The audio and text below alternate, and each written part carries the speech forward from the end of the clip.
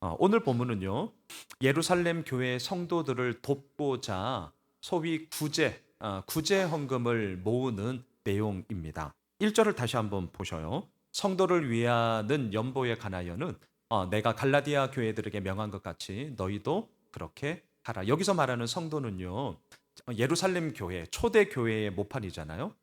예루살렘 교회 성도들을 의미합니다. 그런데 흉년과 기근으로 인해서 지금 엄청나게 힘들어 했습니다. 이걸 나 몰라라 할 수가 없었습니다. 그래서 바울은 선교사님이잖아요. 이곳저곳 선교를 하고 또 순회 사역을 하면서 거하는 교회들마다 권면했습니다. 여러분, 진짜 초대교회의 모판과 같은 예루살렘 교회의 성도님들이 흉년과 기근으로 지금 너무 어렵습니다. 우리 좀 십시일반 구제금을 모아서 그 성도님들을 도우면 좋겠습니다. 좀 동참해 주세요. 이렇게 모금 운동을 했거든요. 1절을 보면 요즘에는 이 단어 여러분들 잘 쓰시는지 모르겠어요. 연보. 저는 사실 저희 나이 때만 해도 이런 용어가 좀 약간은 어색하거든요. 그냥 헌금이라는 용어로 많이 쓰잖아요. 자, 연보.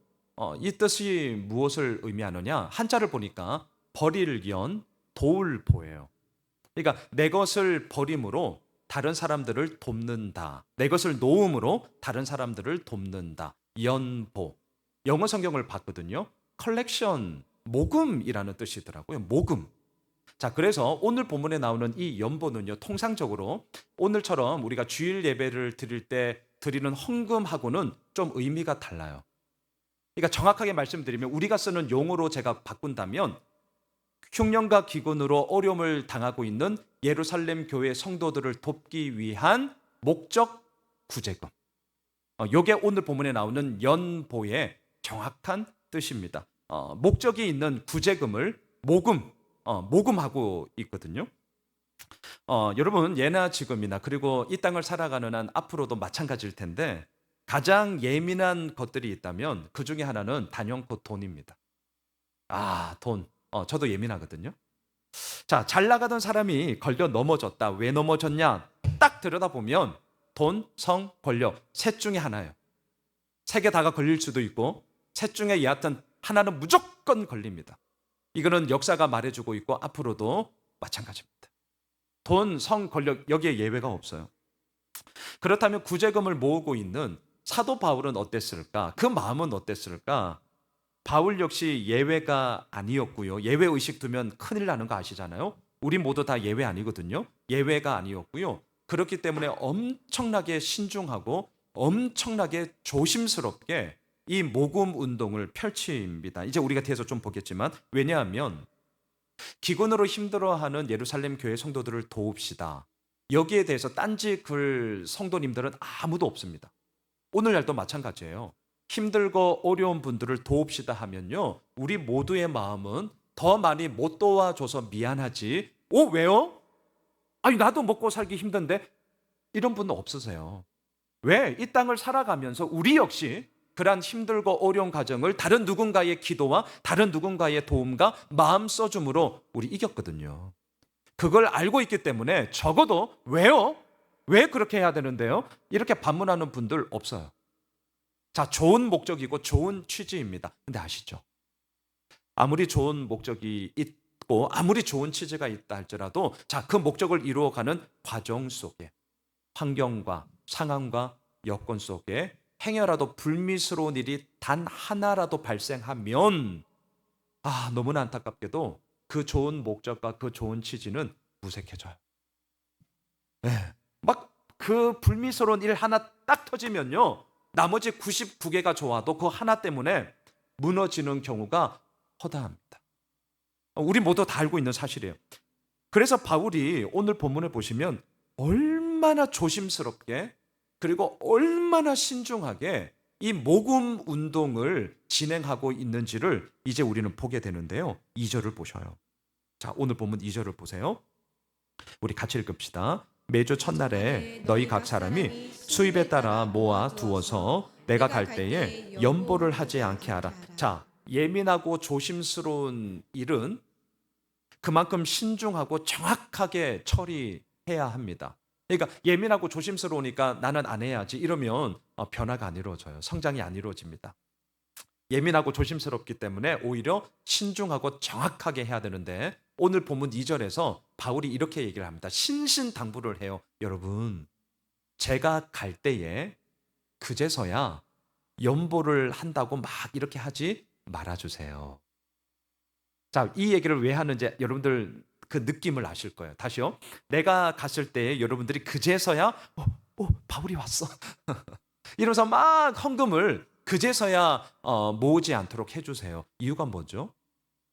바울이 왔기 때문에 체면 때문에 할 수도 있는 것이고 분위기 때문에 할 수도 있는 것이고 또 바울이 엄청나게 수고하고 있다는 것을 알기 때문에 미안하잖아요.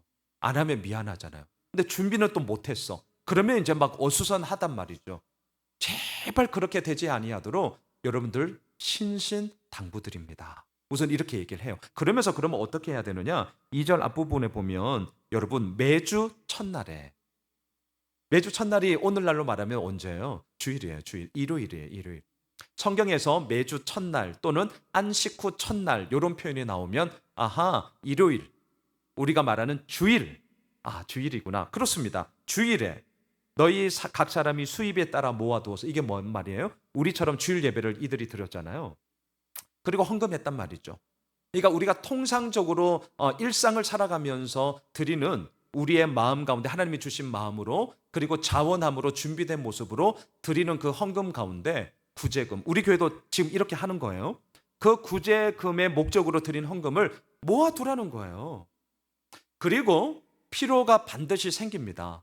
그러면 그 필요에 따라 모아둔 그 구제금을 적재적소에 쓸 수 있도록 해주십시오. 제가 갔다고 해서 그제서야 야 바울이 왔는데 어떡하지 빈손으로 돌려보내면 우리 체면이 그런데 미안한데 그제서야 우리 좀 어떻게 좀 해보자 제발 이러지 말아 주십시오. 신신당부를 해요. 저는 이 부분을 묵상하다가 뭐가 생각났냐면 우리 교회 개척 초기 때 2017년 9월부터 12월까지 우리가 지금 헌금 시간을 가졌는데요. 이때의 모습과는 달랐습니다. 뭐가 달랐냐면 저희 교회 헌금 주문이 돌렸었어요. 네, 저희 교회도 헌금 주문이 돌렸었어요. 그런데 지금처럼 헌금 주머니가 아닌 헌금함을 이제 로비에 두고 성도님들이 준비된 마음으로 그냥 뭐 자원함으로 드릴 수 있도록 그렇게 한 것이 4개월 후에 제가 바꾼 거거든요. 근데 계기가 있습니다. 어, 어떤 계기였냐면 그분이 누구인지는 지금도 모르고 아마 방문자였을 겁니다. 우리 예수오물실교회 성도님들은 아니었을 거예요. 방문자였을 거예요. 자, 이제 헌금 시간에 이렇게 헌금 주민을 돌리는데 그때 그 분위기들 경험하신 분들은 좀 아시죠? 안 할 수는 없고 가만히 있자니 좀 그렇고 뭐 하여튼 뭐 그런 아주 묘한 분위기. 자, 이분이 헌금은 해야겠고 근데 미처 준비를 못한 거죠. 그래서 주머니를 이렇게 뒤적였던 것 같아요. 근데 이게 웬일이에요? 이제 주머니를 뒤져서 이제 뭔가 잡히는 거 액수 보고 1,000원 이렇게 해야 되는데 같이 주머니에 있던 동전이 떨어진 거예요. 지폐를 아마 이제 꺼내려고 했든지 뭘 하여튼 꺼내려고 하다가 동전이 푸르륵 떨어진 거예요. 빨리 상상해 보세요. 여러분들이 지금 그렇게 됐다고 생각해 보세요. 얼마나 당황스럽겠습니까? 얼마나 난처하겠어요.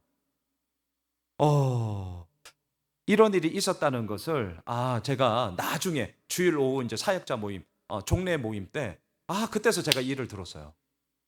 그 전에 제가 몰랐었어요. 얼마나 제가 미안하고 죄송했는지. 헌금 시간에 차라리 헌금 안 하고 그냥 헌금 주문이 왔을 때 그냥 뭐 요상 그냥 돌리고 그러면 동전 떨어질 일도 없었을 것이고 아무 일 없이 지나갔을 텐데 그래도 헌금하겠다고 했는데 이런 일이 생겼으니 그분의 마음이 얼마나 당황스럽고 얼마나 난처하셨을까. 그리고 그분 이제 그 다음 주부터 우리 교회 안 왔을 거예요. 내가 누군지를 모르겠 못 오죠. 못 오죠. 진작에 제가 그걸 알았다면 예배 마치고 인사할 때 가서 너무 죄송하다고 너무 마음 막 이렇게 무거워하지 말라고 제가 정정하게 정말 사과드렸을 텐데 제가 그렇게 하지 못했습니다. 제가 이제 그 얘기를 하던 주일 오후 늦게 알았어요. 마음이 진짜 불편했어요. 정말로. 그리고 한 주간 내내 고민하고 기도했고, 그때는 우리 장로님들이 아직 세워지지 않았기 때문에 운영위원님들이 계셨거든요. 상의했어요. 이거 바꿔야겠다. 그러니까 우리가 준비된 마음으로 하나 하자는 취지 속에 우리가 동의해서 이렇게 하지만, 그래도 이제 그렇지 않은 분들이 우리 교회에 개척하고 나서 이렇게 오고 계신다. 그분들의 그 선한 마음이 행여라도 이 방법적인 면에 있어서 무거움과 불편함을 준다면 이것은 기꺼이 우리가 감내하며 얼마든지 다른 방편으로 할 수 있는 것 아니겠는가. 그래서 동의를 구하고 그 다음 주 당장에 바로 바꿨어요. 바로 헌금 조문이 다 제하고 헌금함, 지금처럼 헌금함을 주어서 두어서 이제 준비된 모습으로 자원함으로 그렇게 하는 것으로 바꾸었죠. 자, 제가 왜 이런 얘기를 하느냐? 아무리 좋은 취지를 할지라도, 아무리 우리의 마음 속에 옳은 목적이라 할지라도 그 진행하는 과정 속에 이러한 일들이 일어나요. 예, 일어나요. 그러면 그 방법에 있어서는 개선하면 되거든요. 바꾸면 되거든요. 그 방법은 진리가 아니잖아요. 예, 시간에 따라서 시대의 변화에 따라서 얼마든지 바꿀 수 있잖아요. 마음을 불편하게 하고 어렵게 한다면 이것은 바꿔야 된다. 그래야 우리들이 가지고 있는 마음이 더더욱 온전하게 하나님 앞에 드릴 수 있다. 이 마음이 모아져서 그때 완전히 다 바꾸었습니다. 바울도 마찬가지였습니다. 지금 돈을 모금하는 거예요. 바울이라고 해서 뭐 무조건 당당하고 그러지 않습니다. 진짜 조심스럽게 이 구제금을 모으는 것에 접근하고 있습니다. 자, 3절도 보세요. 엄청나게 조심스럽게 이렇게 얘기합니다. 우리 3절도 같이 읽을까요? 내가 이럴 때에 너희가 인정한 사람에게 편지를 주어 너희의 은혜를 예루살렘으로 가지고 가게 하려니. 자, 구제금을 모았습니다.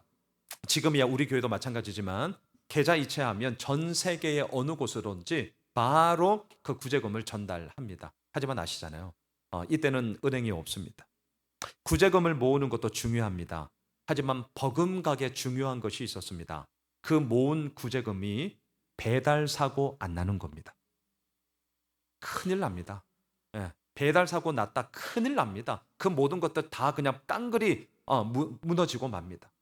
버금가게 중요한 것이 있었으니 그 모은 구제금을 적재적소의 필요에 따라 골고루 잘 나누어 줄 수 있는 사람, 그 사람을 뽑아야 합니다. 그래서 바울이 어떻게 하느냐? 3절 중간에 보시면 너희가 인정한 사람에게 맡겨서 그 일을 감당하게 하라고 합니다. 여러분, 이거 되게 중요한데요. 바울이 인정한 사람이 아니고요. 다른 제3자들이 추천해 준 사람이 아니고요. 그 교회가, 그 성도님들이 마음을 모아 헌금을 했으니 그 구제금을 또한 잘 쓸 수 있도록 여러분들 가운데서 인정한 사람을 뽑으세요. 이거 정말 중요합니다. 네. 왜냐하면 여러분 한번 잘 보셔요. 신중하고 정확하게 이 예민한 일들은 처리해야 되거든요. 그런데 신중하고 정확하게 하고자 하니 이 마음을 딱 가지면, 저도 그런데 어떤 눈빛이 되냐면 감시와 의심의 눈빛으로도 볼 때가 많아져요. 자, 다시요. 신중하게 해야 되고 정확하게 해야 되니까 잘하고 있나? 뭐 잘못하고 있는 거 아니야? 의심과 감시의 눈초리로 그 부분들을 집중할 때가 있단 말이죠. 그런데 생각해 보셔요. 그 일을 맡았어요. 내가 그 일을 맡았어. 근데 주변에 많은 사람들이 그러한 눈초리로 내가 잘하고 있나? 어디 실수하는 것 아니지? 그러니까 선의의 마음이긴 한데 이게 잘 안 되면 큰일 나니까 정확하고 신중하게 막 그렇게 지금 나를 보는 거예요. 얼마나 부담스럽지. 잡을 안 쓰게 잡을 안 써. 그냥 완전히 그냥 가시방석에 앉아 있는 거예요. 그리고 이러한 시선을 막 느끼는 사람은요, 좀 더 심하면 어떻게 되느냐? 스스로 자기 검열합니다. 여러분 뭔지 아시잖아요. 너무 쫄리다 보면 아예 할 말도 못하고 스스로 자기 검열을 그냥 먼저 해버려요. 못해요. 점점 나가면 안 하게 돼요.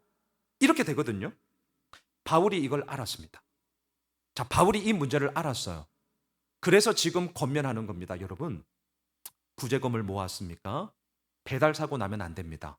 이 일을 맡는 사람 버금가게 중요한데 그 사람은요, 여러분들 안에서 뽑으십시오. 다른 사람 추천받고 그러지 마십시오. 내가 추천한 사람 그러지 마십시오.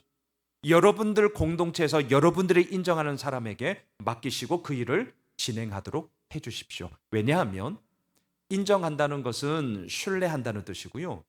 신뢰함이 깔려 있을 때에 잘하나 보자. 뭐 틀린 것 없겠지. 그러니까 이 마음은 알겠어요.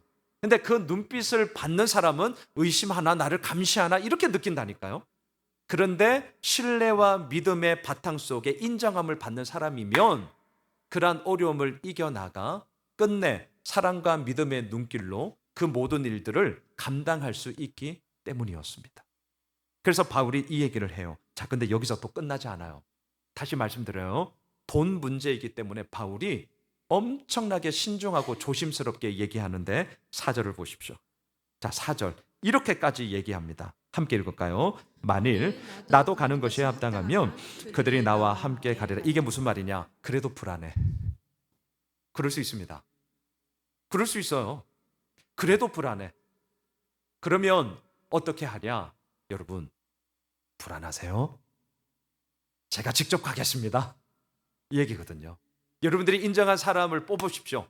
그리고 그것도 배달 사고 날까봐 불안하시다면 제가 시간을 내어서 그 구제금을 적재적소에 사용하는 일에 함께 하겠습니다.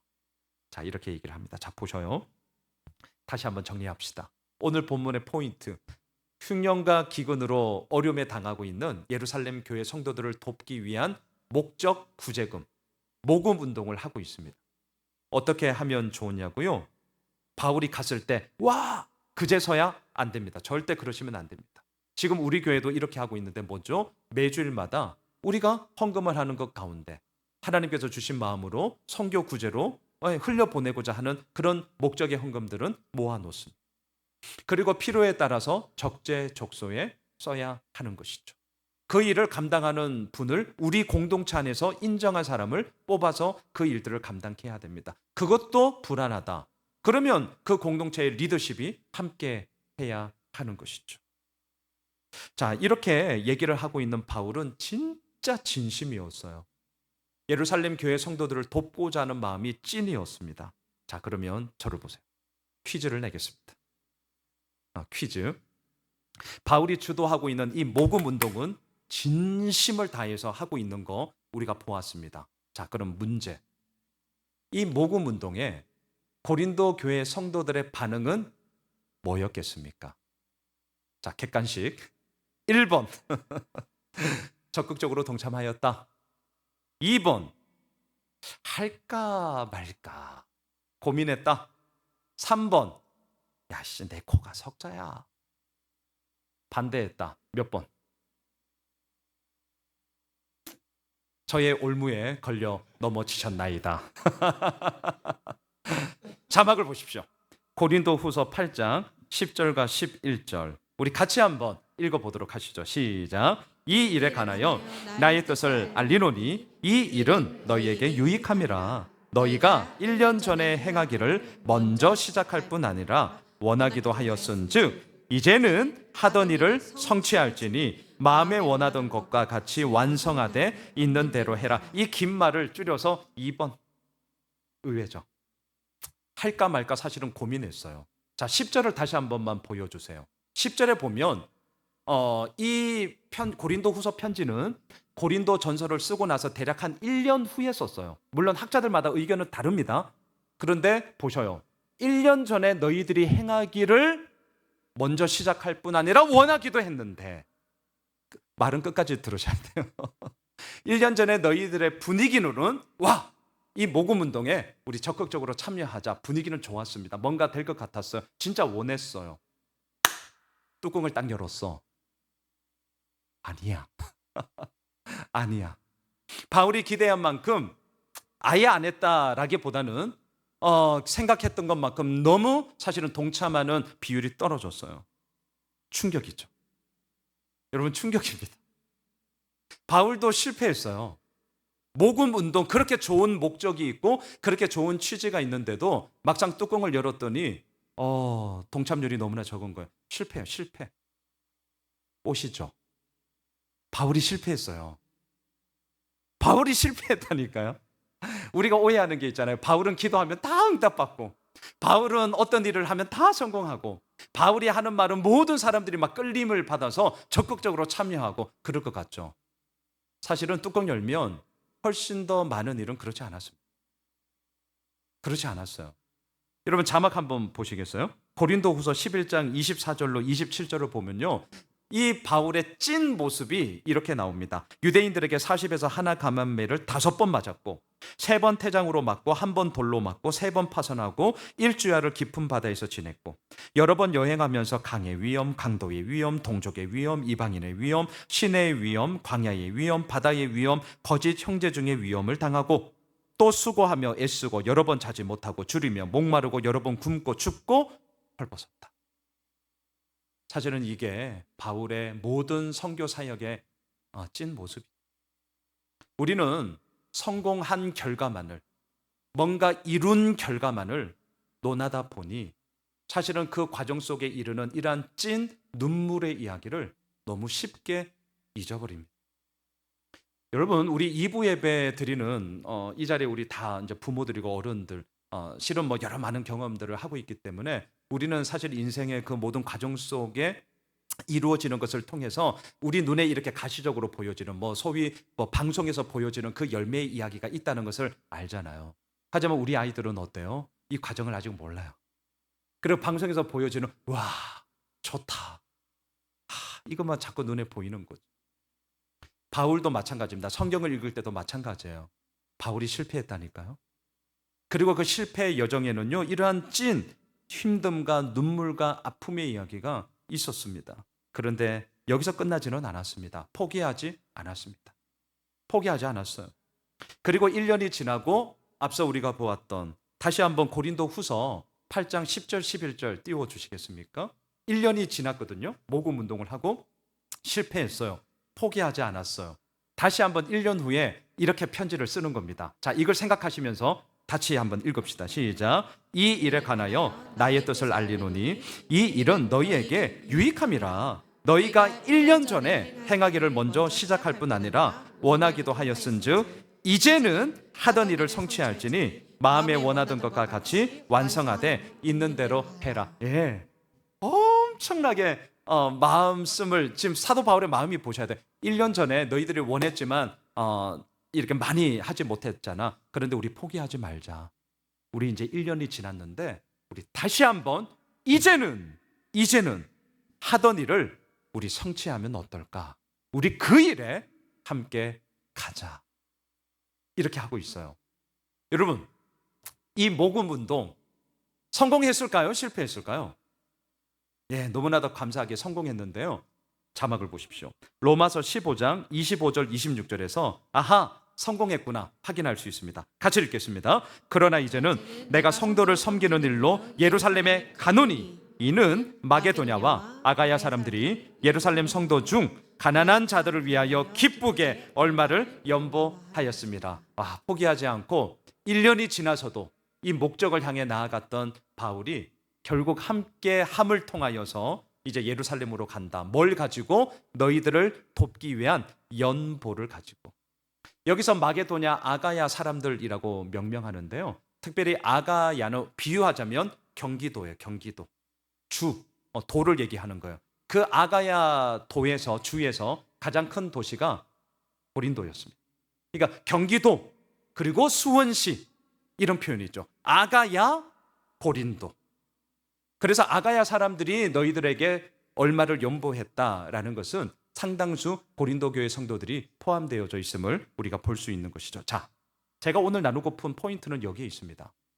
사도 바울은 실패했지만 포기하지 않고 하나님이 허락하여 주신 그 사명을 향하여 끝까지 달려가서 목적을 이루었다. 자, 이제 요 얘기잖아요. 그런데 이 말이 참 멋있는 말이고 우리도 분명 그렇게 해야 합니다. 근데 말씀드리는 게 있습니다. 종종 머리의 언어와 몸의 언어는 다르다니까. 지금 우리는 머리의 언어로 우선은 이 본문을 접하고 있습니다. 실패는 했지만 포기하지 마라. 그리고 끝까지 달려가라. 그것이 하나님이 허락하여 주신 사명이라면 반드시 이루게 될 거다. 저는 믿습니다. 그리고 그 길을 우리 가야 합니다. 그런데 이게 막상 머리의 언어로서는 다 이해가 되지만 몸의 언어로 딱 들어오는 순간 이게 정말 어렵습니다. 그래서 저는 오늘 본문을 묵상하면서 이거를 좀 나누고 싶었어요. 이게 머리의 언어가 아니라 몸의 언어로 결국 끝내 이루었는데 이유가 뭐냐는 거예요. 어떻게 이것을 이루어 나갈 수 있었을까? 저는 이걸 오늘 결론으로 함께 나누고 싶었어요. 먼저 답을 말씀드리면 오늘 설교의 제목입니다. 은혜를 가지고 가다. 자, 이게 무슨 말이냐? 오늘 본문 3절을 다시 한번 보시죠. 내가 이를 때에 너희가 인정한 사람에게 편지를 주어 너희의 은혜를 예루살렘으로 가지고 가게 하리니. 자, 바울이 너희의 은혜라고 지금 3절에서 얘기하는데 여기서 말하는 은혜는 뭐예요? 문맥에 의하면 고린도 교회 성도들이 낸 연보를 뜻합니다. 구제금을 뜻해요. 자, 그럼 저는 질문. 바울은 왜 성도들의 연보를 너희들이 가지고 가라? 누구나 다 이해하기 쉽잖아요. 저는 이런 게 늘 좀 의문이에요. 왜 말을 이렇게 어렵게 하지? 그냥 연보라고 1절에 썼으면 3절에도 그 얘기하는 거니까 연보를 예루살렘으로 가지고 가게 하리니 이러면 뭐 클리어하잖아요. 아주 깔끔하잖아요. 그런데 왜 바울은 은혜라는 말로 그 말을 바꾸었을까? 여러분 이유가 뭘까요? 있어 보이려고. 아니면 거듭거듭 돈 얘기하면 그 얘기를 하는 사람도 부담이고 듣는 사람도 부담이니까? 그래서 완곡하게 돌리려고 은혜라는 말을 썼나? 뭐 그런 질문할 수 있겠죠. 물론 아니죠. 답부터 말씀드릴게요. 왜 연보라는 말을 굳이 은혜라는 말로 바꾸었느냐? 이유는 간단합니다. 연보를 하는 근본적인 이유가 은혜이기 때문이에요. 자, 이게 오늘 저의 설교의 결론이자 포인트입니다. 연보를 하는 이유는요, 은혜이기 때문이거든요. 우리가 헌금 드리는 이유가 있습니다. 하나님께서 베풀어 주신 은혜가 감사해서입니다. 우리가 오늘 예배 드리는 이유가 있습니다. 하나님의 베풀어 주신 은혜가 감사해서입니다. 우리가 이 예수오매실교회를 함께 섬기고자 섬김의 자리에서, 봉사의 자리에서 우리가 또 할 수 있는 한 최선의 마음으로 섬기며 세워나가는 이유가 있습니다. 하나님께서 우리에게 베풀어 주신 은혜가 감사해서입니다. 앞서 했던 질문이 있습니다. 바울이 실패했습니다. 하지만 포기하지 않았습니다. 그리고 그 목적을 향해서 나아갔습니다. 어떻게 이룰 수 있냐고요? 저는 오늘 본문을 의거해 말씀드릴 수 있습니다. 하나님이 베풀어 주신 그 은혜가 너무나 감사해서예요. 지난 목요일 저녁 우리 성장반 식구들이 이제 우리 2부 예배 때 계셔요. 6기 성장반을 시작했거든요. 주제가 구원의 견고함입니다. 여러분 보세요. 구원의 유무, 구원의 있고 없음은 최종 결정권자이신 하나님의 몫이기 때문에 우리가 가타부타 논할 수 없어요. 그건 하나님 몫이에요. 그런데 우리가 논할 수 있는 게 있죠. 그게 뭐예요? 구원이 견고해? 너 구원에 대해서 확실하게 믿어? 나는 좀 약한데? 나는 믿는데? 등등. 나의 몫의 이야기로 나올 수 있죠. 그래서 구원의 유무를 나누지 않고요. 구원의 견고함을 성장반에서는 첫 시간 나누었습니다. 이 자리에 우리 함께 하시는 분들 성장반 식구들 계시는데 기억하실 거예요. 제가 반복하고 앞으로도 내가 반복하겠다고 말씀드린 게 있어요. 이거예요. 구원의 견고함을 이루기 위해서 우리는 어디에 근거를 둬야 할 것이냐? 나의 열심, 나의 선행, 나의 잘하고 있는 일, 나의 감정, 그것이 아니라 하나님께서 하신 약속, 하나님이 우리를 선택하여 주신 그 은혜, 예수님의 십자가, 그리고 그 하나님이 베풀어 주신 은혜와 사랑에 우리는 근거를 두어야 한다. 계속 이 얘기를 했어요. 그리고 우리가 바라보는 이 안경을 바꿔야 된다. 이 렌즈를 바꿔야 된다. 교회를 다닌다는 것으로만 끝내면 안 된다. 우리는 예수를 믿어야 된다. 기독교가 뭐냐? 하나님이 모든 것을 바라보는 이 안경의 관점이 하나님이라는 렌즈를 통해서 이 땅을 해석하고 우리에게 주어진 모든 일들을 해석하는 것이 기독교를 믿는 것이지, 단지 일요일 교회에 나와 그냥 있는 것은 교회에 나오는 거다. 이런 말씀을 했어요. 근데 저는 오늘도 똑같은 말씀을 다시 한번 드리고 싶습니다. 자막을 보십시오. 에베소서 2장 8절의 말씀입니다. 같이 읽을게요. 너희는 그 은혜에 의하여 믿음으로 말미암아 구원을 받았으니 이것은 너희에게서 난 것이 아니요 하나님의 선물이라. 그렇습니다. 은혜는 하나님이 거저 주시는 선물이죠. 우리에게 잘 봐달라고 주시는 뇌물이 절대 아닙니다. 은혜는 하나님의 선물입니다. 믿음으로 말미암아 구원을 받는다. 분명한 진리입니다. 여기에 그 어떤 것도 우리는 타협할 수 없습니다. 그런데 믿음으로 말미암아 구원을 받는다는 이 진리의 말씀이 진짜가 되어지는 출발점이 뭡니까? 그의 은혜에 의하여. 자, 너무나 당연한 얘기고 너무나 분명한 얘기를 지금 제가 하고 있어요. 제가 왜 이 이야기를 하냐고요? 오늘 고린도전서 16장, 이제 다음 주면 마지막입니다. 편지 마무리에 돈 얘기하고 있어요. 이 순서도 한번 잘 생각해 보세요. 고린도전서 1장에서부터 우리 도웁시다라고 얘기해도 되잖아요. 근데 끝장에서 이 얘기를 해요. 왜 그랬을까요? 어렵게 생각하지 마세요. 그만큼 신중하고 조심스러워서입니다. 바울의 마음이 보이셔야 됩니다. 진짜 조심스러워요. 저도 사실 마찬가지예요. 진짜 조심스럽거든요.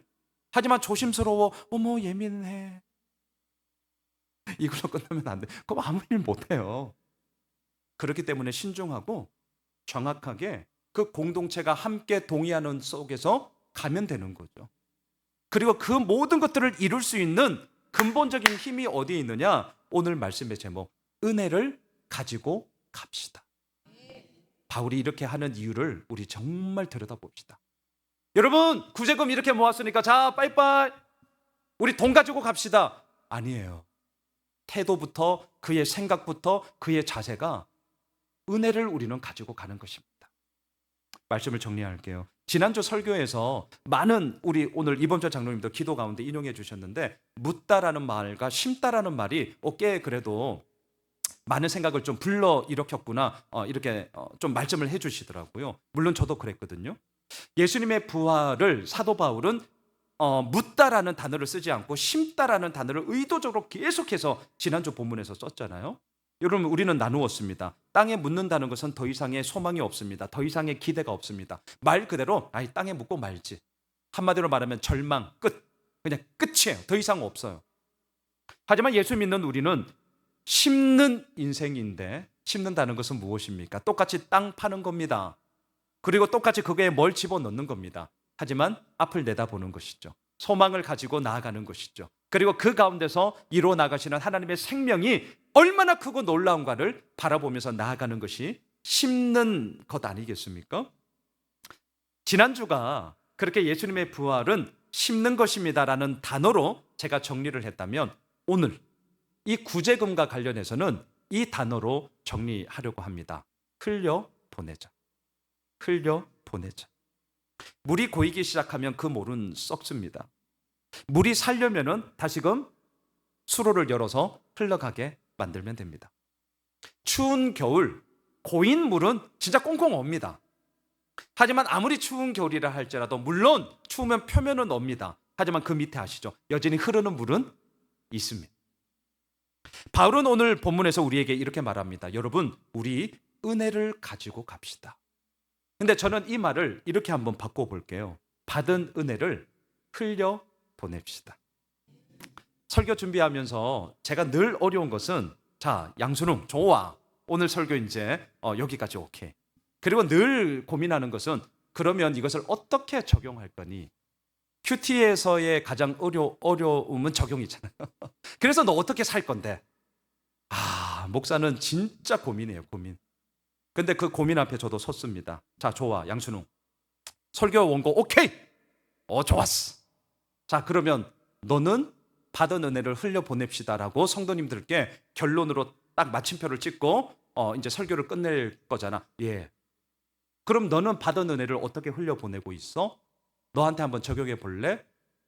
생각이 안 나. 그런 거 있으시죠? 이런 적용 질문을 딱 받으면 이제 오늘 제자반 십자가의 능력 준비하시고 이런 질문을 받으면 이 선뜻 대답이 안 나와요. 왜냐하면 몰라서가 아닙니다. 저도 마찬가지인데, 이런 질문을 받으면 이왕이면 100점 만점에 100점의 대답을 하고 싶은 게 뭐 사람 마음이죠. 저도 똑같거든요. 그렇기 때문에 이 100점 만점에 100점을 자꾸 생각하다 보니까 7, 80점의 대답 같은데 뭔가 좀 부족한데 하면 이게 성에 안 차는 거예요. 그래서 차라리 말을 하지 말자. 중간이라도 가니까 뭐 이렇게 되는 거죠. 생각이 안 났어요.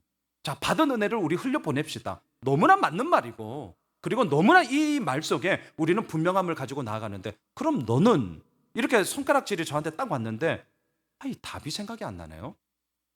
그래서 요거는 안 하고 이제 설교 마쳐야겠다 이렇게 했지만 부끄럽잖아요. 그러면 진짜 천천히 생각했는데요. 생각이 났어요. 그게 오늘 주보 칼럼이에요. 제가 어제 토요 새벽 기도 마치고 목양실에 가서 늘 이 부분은 이제 제가 마지막 작업을 하는 건데, 앞으로 이루어질 일에 대해서 말씀드리지 않았습니다. 지금 내가 하고 있는 일 속에 내가 하나님 앞에 이 질문을 받았을 때, 하나님 그래도 나 이렇게 흘려보내고 있어요 라는 것을 제가 나누고 싶었습니다. 저는 주일 제자반, 목요 성자반 너무 좋아요. 저희 아내가 늘 제가 제자 훈련 마치고 돌아오면 늘 물어요. 여보 좋았어? 어땠어? 분위기는 괜찮아? 뭐 이런 거 궁금하니까요. 근데 저의 대답은 늘 한결같아요. 좋았어. 근데 이게 그냥 의뢰이 하는 말이 아니라 저 진짜 진심이거든요. 왜냐하면 오늘 이 시간도 마찬가지예요. 설교는 제가 이렇게 만들어서 모든 분들이 그래도 맛있게 드실 수 있도록 이렇게 양념도 치고 내 얘기도 하고 뭔가 뭐 이렇게 하고 그래서 이렇게 드리는 거잖아요. 일방통행이에요. 지금도 마찬가지잖아요. 일방통행으로 그냥 드세요 하고 막 그냥 막 이렇게 입에 막 먹이는 거예요. 그것도 의미가 있죠. 하지만 소그룹이 왜 좋냐, 목사에게, 저에게는 쌍방통행이어서 너무 좋습니다. 물론 말씀을 토대로 하죠. 제가 몰랐던 거 배울 때 많습니다. 그리고 제가 전혀 그런 관점으로 생각해 본 적이 없는데 그 어떤 분의 이야기로 성경을, 삶을, 그 행동을 이런 안경으로 볼 수 있구나. 제가 깜짝 놀랄 때가 왕왕 있었어요. 제가 배웁니다. 그리고 저도 나눕니다. 그리고 흘려보낼 수 있는 그 시간들이 있다는 것이 저에게 얼마나 감사한지 몰라요. 간혹 저에게 말씀하세요. 목사님 힘들지 않으세요? 힘들어요. 그런데 안 힘들어요. 왜냐하면 유는 딱 하나입니다. 오늘 말씀의 주제. 내가 받은 은혜를 목사로서 목사가 할 수 있는 일, 목사가 해야 되는 일 속에 그 받은 은혜를 이렇게라도 내가 우리 성도님들과 함께 나눌 수 있다, 흘려보낼 수 있다. 저는 확신하건대 나중에 하나님 앞에 섰을 때 너 뭐하고 왔냐? 저에게 물으셨을 때 하나님 그래도 저 이렇게 하고 왔는데요. 뭐 목사의 일이니까요.